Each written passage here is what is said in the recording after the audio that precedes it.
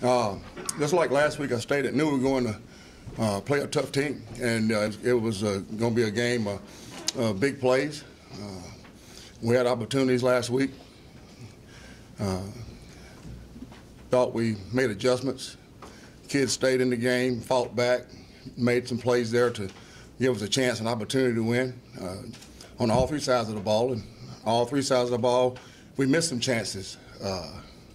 So very disappointing because of the effort and the kids put in. One of the things after a loss like that is to be down at half, come back and give up a touchdown after the half, but fight back to take the lead really is exhausting.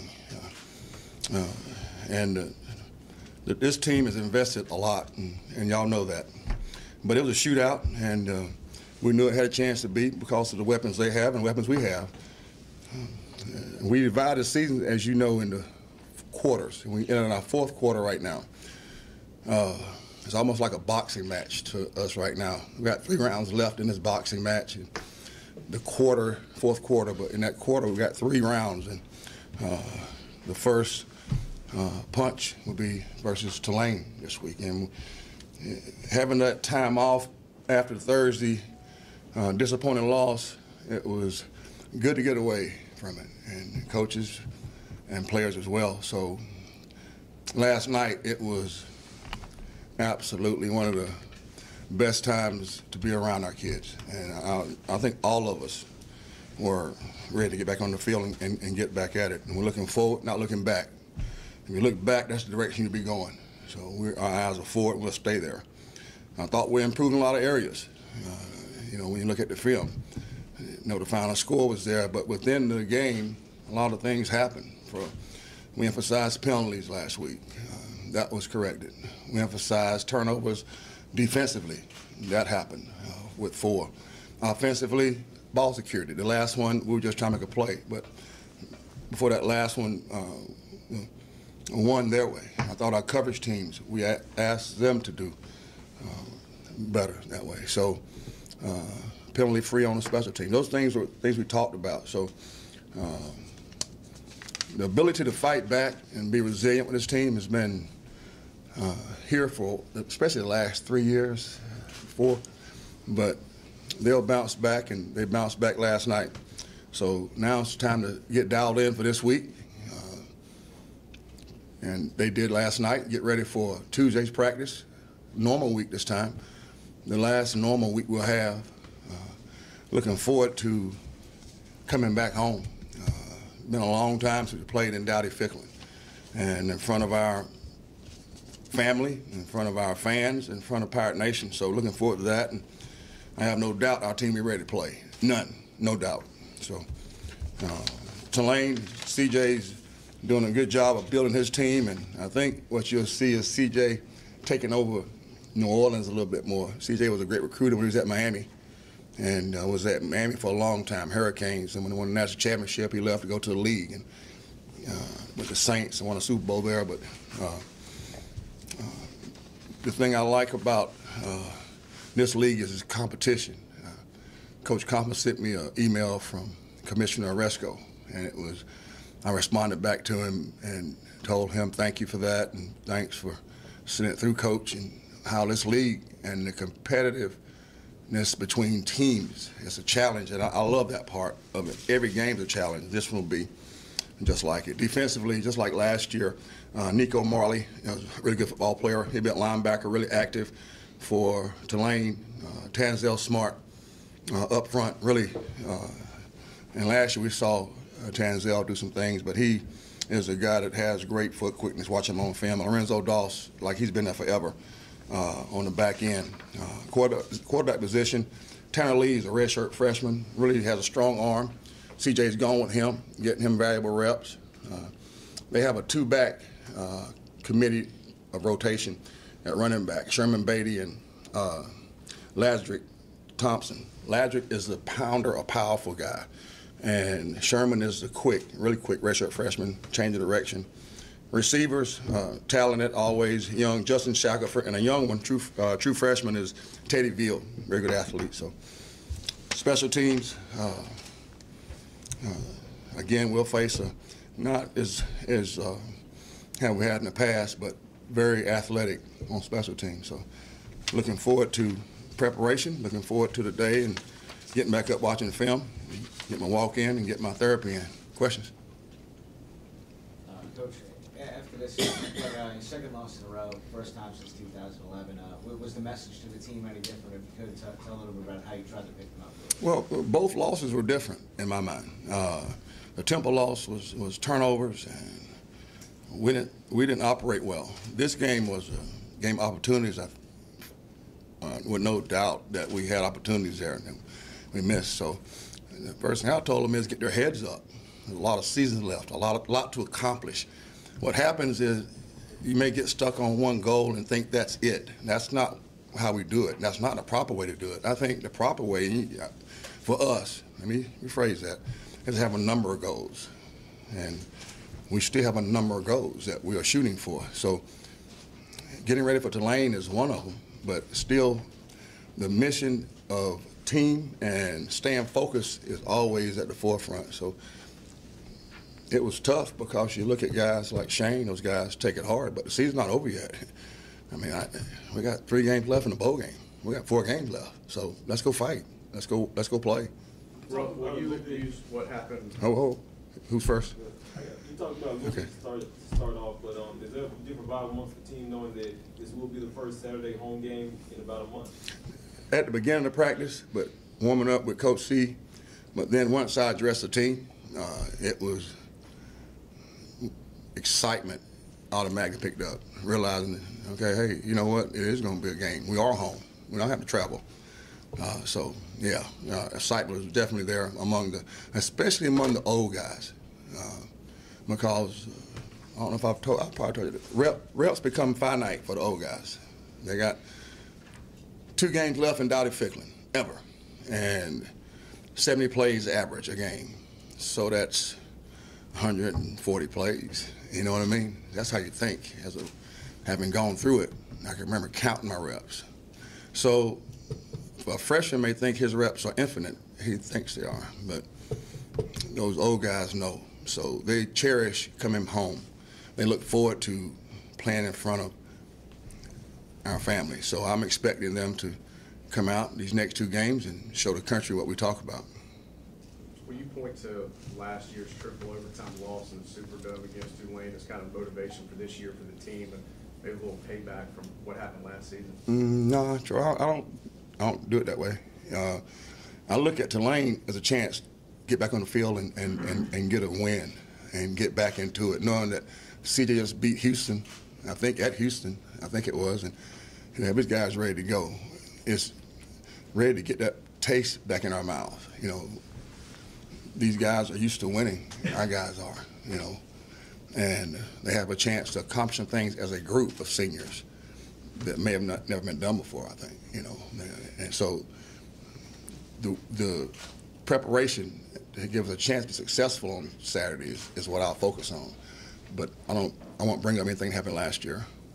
Coach, it was announced today that Justin Hardy was not one of the semifinalists for the Bolitnikoff Award. He was not? He was not. That's the most idiotic thing I've ever heard in my life. That's the most idiotic thing I've ever heard in my life, that they would not put that young man on there. What are you looking for? A student? Already graduated. Coach Confer, Nick, and I had an academic meeting today. He's trying to find out how he can make, what was it, Coach Dean's list? Yeah. He's getting ready to break the all-time. I mean, I'm not the smartest guy in the world, but here's a C, here's an A. I think we find that T floating around somewhere. It spells cat. Justin Hardy's not on. Yeah, I don't know who's picking that. And I don't miss any words, and I hope these words get back to whoever chose him. And my number's right here, and I'm here all day. That's one of the most ridiculous things I've ever heard. Justin Hardy, one of the players who he's never been late, never missed anything, never complains, produces every game. Y'all seen him, you know. Somebody asked what kind of tape. I said, you pick what game you want me to pick. You know, you pick a tape. You know what I mean? NFL came by, so I think I'll tell Justin that. I might text when I get back up. Yeah, that's individual. And just like what Troy knows, we talked about it with the group, team is first, but what are you looking for in that award winner? Student athlete, guys agree. Came to the academic people Friday, want to know how can he, what he has to do. Right now he's on honor roll already, trying to make it, yeah.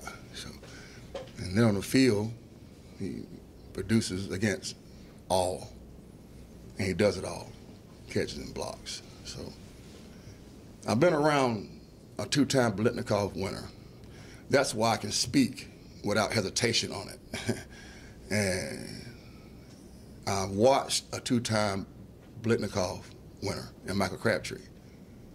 Justin is not just a candidate, but I mean, now if I haven't been around one, if I've never seen one, I've never coached one, I've never talked to one, then you can shut me up. But because I have been around one and seen them the same way, that's one of the most ridiculous things I've ever heard in my life. I ain't mean to go off on that, but yes, I did mean to go off on that. Any other questions? Now, who's next after that rant? And I don't mean to rant. And it's not about, it's about the kids with me. Y'all know that. Not about me, it's not about the adults. It's about those kids. And I think that's, we said in our all hands on deck meeting, the well-being of our student athlete. That's what it always is. So, all right, I'm ready. Coach, I hate to do it, but I'm going to keep you on that. That's okay. You being through this program as a player, now as a coach, do you think that ECU logo behind you has anything to do with that? I hope it has everything to do with the positive. You know, and this year has been, I mean, to have your name tossed around as a university, which means your city is tossed around, all your alum are tossed around with a Heisman candidate and a Blitnikoff candidate and a Lombardi candidate.